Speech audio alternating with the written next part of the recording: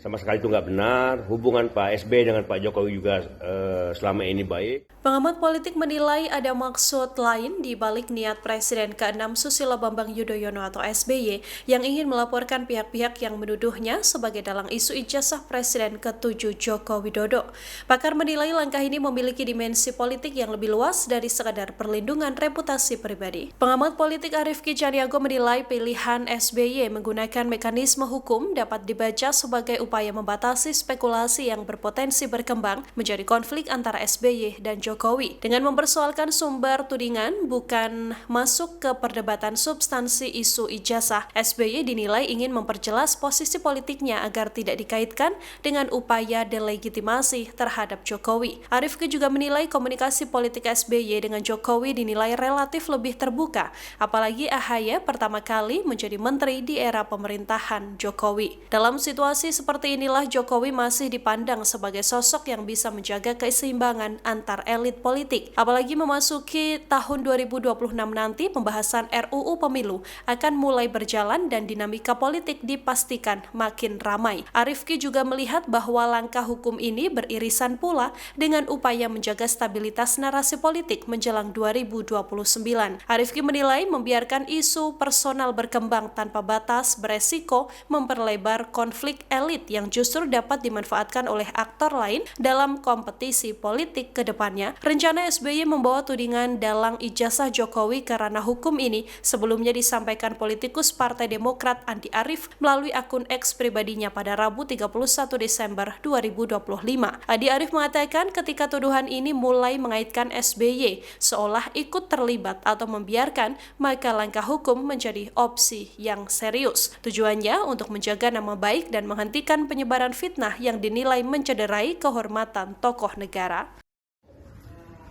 Beberapa waktu terakhir ini di sosial media, terutama di TikTok, saya melihat dan beberapa platform lain sangat masif sekali fitnah yang dilakukan oleh akun-akun yang sebagian besar anonim, yang kita tahu afiliasinya kemana, yang membuat berita fitnah seolah-olah Bapak SBY berada di balik isu ijazah palsu Pak Jokowi yang sekarang sedang berseteru antara Pak Jokowi dengan Roy Suryo dan kawan-kawan.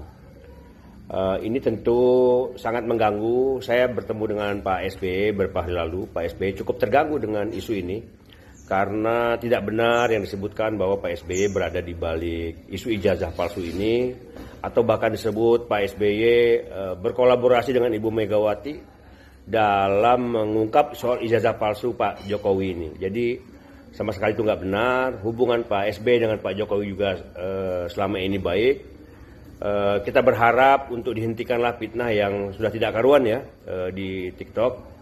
Pak SBY sekarang ini day to day politiknya itu sudah banyak di melukis, kemudian juga seni-seni lainnya, kemudian persiapan poli, berkunjung ke daerah, banyak di Pacitan, kemudian hari-hari politik di partai kan sudah banyak dipimpin oleh Pak Mas AHY.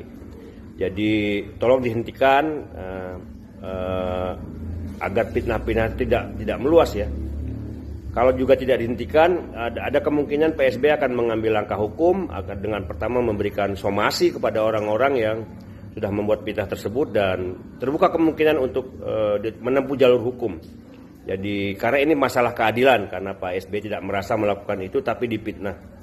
Saya kira itu demikian kepada seluruh kader Demokrat untuk tetap membela pemimpin kita yang dizalimi, yang difitnah ini, karena memang betul-betul tidak dilakukan oleh Pak SBY. Kita tahu selama ini Pak SBY selalu mengajarkan kita politik yang putih, yang bersih, yang tidak pernah menyerang orang, tidak pernah membuat fitnah. Tapi kalau kita dizalimi dan difitnah, kita harus melawan. Demikian, selamat tahun baru 2026. Download Tribun X sekarang, menghadirkan lokal menjadi Indonesia.